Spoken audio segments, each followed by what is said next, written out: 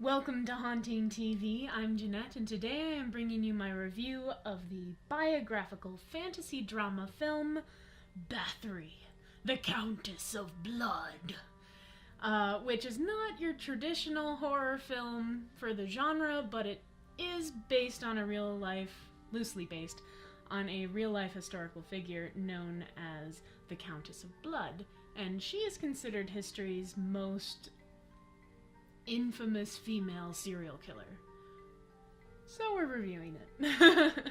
Bathory is based on the legends around the real-life Hungarian Countess Erzsébet Bathory, who was also known as the Countess of Blood, and she was considered a vampire, a witch, and a murderess who would bathe in the blood of her virgin servants. Intrigued yet? In this loose interpretation of her story, you get to know what may have been the true Erzsébet. And she was an intelligent and powerful woman who lived in a world that was ruled by religion and men alone. So she was a little out of her times and ahead of her times in a lot of ways. Anna Frail played our leading lady, Erzsébet Bathory. Vincent Regan played her husband, Frederick Nadsdoy? I'm gonna butcher all of these Hungarian names. Yes!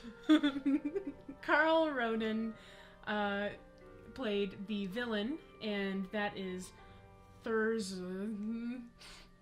I'm gonna try that again. Thurzo.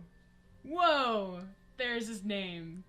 Carl played Thurzo, our villain. The Queen's lover, also known as the painter Maurizio Caravaggio.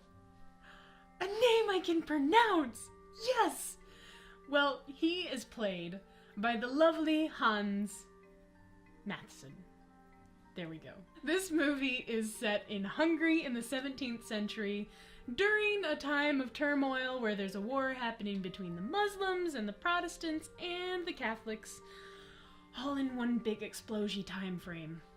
So, this movie follows the life of Erzsébet from her early, very young engagement to the Count Frederick, who was also young at the time, so not too weird, and follows her life all the way to her eventual demise.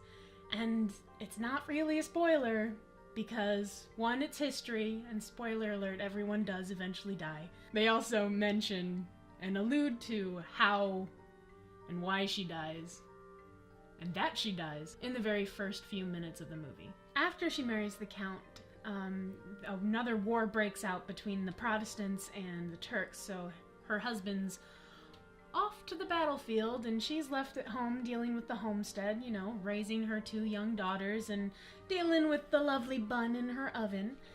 And in between campaigns, her husband comes home and he's just a drunk, awful brute because he's been on the battlefield for so long, and he brutalizes her. And she loses something very important in the process, and then he's back off to war, but this time feeling chastised by his own actions. So, feeling guilty, he sends a gift back up to his wife, and the gift is a painter that he has claimed as spoils of war, and that's Maurizio Caravaggio. And he sends Caravaggio up there to paint and keep forever the beauty of his wife, his pale, stunning, beautiful wife. And that's what the painter begins to do, and in the process of painting her, he becomes friends with the Countess. And then, of course, the friendship changes into a very illicit romance. Ooh. It's during this time we discover there's a lot more to that beautiful face. And the Countess is actually, she's a painter, and she has a mind for science and medicine, and she actually gathers herbs and helps heal the villagers. And there's one particular one who's like torn to bits, and she ends up stitching him back up, and he lives a long, happy, healthy life. But this very intelligent and beautiful queen is very ill, and she has some sort of a blood disease that keeps her weak and pale. And on one occasion when her husband comes home, her lovely romance must end because her painter flees for his life. and she falls incredibly ill. And the only reason she survives is because a local healer, who's considered a witch, brings her back from the brink of death. And after doing that, she tells the queen, "I can help treat your blood illness, you just have to keep me around." The queen says, "Yeah, that's awesome, let's do that. I get to stay young and beautiful and alive? Win-win." Well, unfortunately, having a witch as your right handsmaiden, if you will, means there's a lot of rumors going around town about the new countess and her buddy. And that's when everything starts to go down the wayside.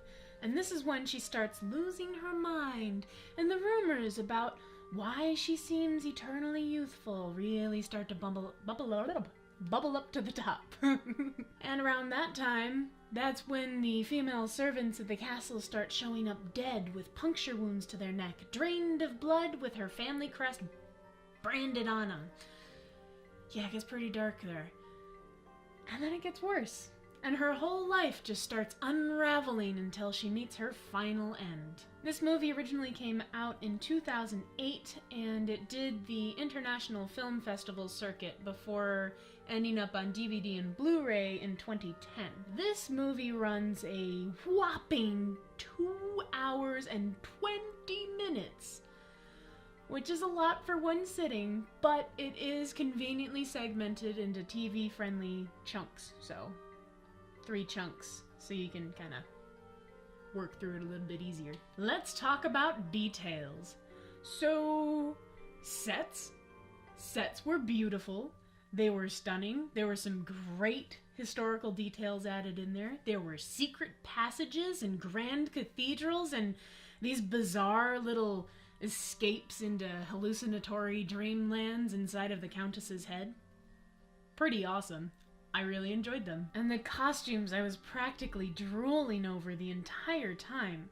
There was some great attention to detail on these, and they were constructed with such delectable fabric and beadwork and Yes, this is historical costumes done very, very well. And the thing is, the costume design wasn't just good on its own, it married so well with the makeup design. For example, the Countess specifically had a great palette going on. She started off very pale but natural and beautiful just on her own, like nothing on her lips or anything. And then as she progressed further into the witch's treatment, it's as if what little flaws there were in her skin they just faded away. And all you were left with was a stunning porcelain face. And then after that, her makeup continued to progress even further, where they started adding in some rouge, and then she was wearing those beautiful blood red costumes, and it just brought her beauty in comparison to the other noble women so way above them. It was just like unreal how impossibly perfect she was. And then that kind of plays into how people were, thinking vampire or something. Beyond the costumes, there were tons of delightful things to excite your eyes. There were tons of practical effects in this. There was blood, there were severed heads, there was, explosions, just all of the things. But what worked really well is it wasn't just, oh my god, here's blood, explosions, yay! They were worked perfectly into the storyline, so it was just like, yes, it makes sense that there's a large explosion there, or lots of blood splaying all over the place. It was good. I enjoyed. As far as the acting goes, there were some really strong performances in this. Anna Friedel, specifically, you kind of got to see the full gambit of human emotion in her performance of this.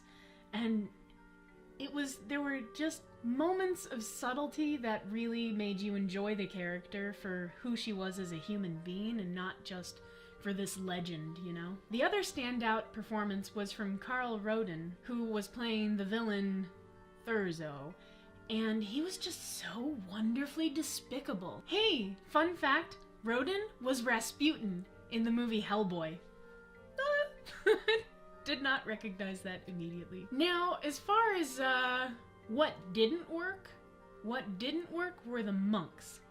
The monks were just obviously added for comedic relief, and their performances just stuck out horribly as just incredibly buffoonish and outlandish. And the other thing is, the older monk, he was some sort of an inventor, so he had all of these wonderful gadgets he was always working on, but it just didn't work. It was so fantastical. It felt like an excuse to have, Da Vinci-esque contraptions thrown into this. Really, come on. Like, if you want to go fantasy, go further into fantasy to allow that character and those weird things to make sense. Otherwise, if you're going to do a historical biographical pick, stay a little bit more in the realm of reality, please. I just did not like that at all. Meh. But I do understand that the monk was necessary. He was the narrator, after all. One of the many things that stood out to me in this movie was the cinematography and lighting. And if you're familiar with art history at all, you could tell that some of these shots were just specifically crafted after, Renaissance master paintings. One moment in particular that stood out was, this isn't specifically from a painting, but it is stunning how there's a battlefield and you have the Protestants versus the Turks, and it's backlit by a sunset and everything is just bathed in golden light as swords flash through sprays of blood. It's beautiful and graphic all at the same time. Yes. And that's a lot of this movie, actually. Even in the editing, there's just a poeticism to it, where for example, there's a shot where there's a spray of embers happening, followed by drifts of snowflakes, and the motion just continues, so you feel like even though it's bouncing from one continent to another, it's seamless. One technical flaw Alexander and I noticed was the compression in the audio. And it seems that was just because we did the digital rental from YouTube, that the audio was all it was terrible. But we found full scenes from the movie on YouTube that did not sound that bad, so it was probably just the digital version we rented rather than all of their audio in general. I give this movie 4.5 out of 5 blood-spattered stars. It loses half a star because of the bumbling idiocy from the monks that I mentioned before. I do have one tiny little insignificant thing that totally bothered me, though. You know how at the end of a movie there's that little section of like, blah blah blah, so-and-so lived happily ever after and the other person bought shoes or whatever. The very last sentence they leave you with to think about is the fact that the Countess is listed in the Guinness Book of World Records as being the most awful murderess of all time. Really? Really? You're gonna ruin a feast of detail by feeding us a French fry that you found under the seat as your final thought? There's so much artistry and just craftsmanship that went into the telling of this tale, and then you leave us with an annoying, just obnoxious factoid. No! Don't do that! Erase the last sentence, and the whole thing was awesome. God. But otherwise, this was a really beautifully done movie, and if you like things that have that fantasy element to it, or have history involved in it, or if you like that court intrigue kind of thing you see in The Tudors or in Game of Thrones, I think you will enjoy this movie. If you have or are going to see this, there's kind of an overarching conspiracy that Alexander and I are kind of obsessed with. What do you think, who do you think is the real villain in this story? That's my question for you. And there's so much more I want to say about this movie and about how it was done and all of the things, so you're definitely going to be seeing a post about this on my Horror Made blog. Thank you so much for watching this epically long review about an epically long movie. If you like this video, please make sure you like and subscribe and comment with those questions. And I'll be seeing you in your ketchup blood spattered nightmares of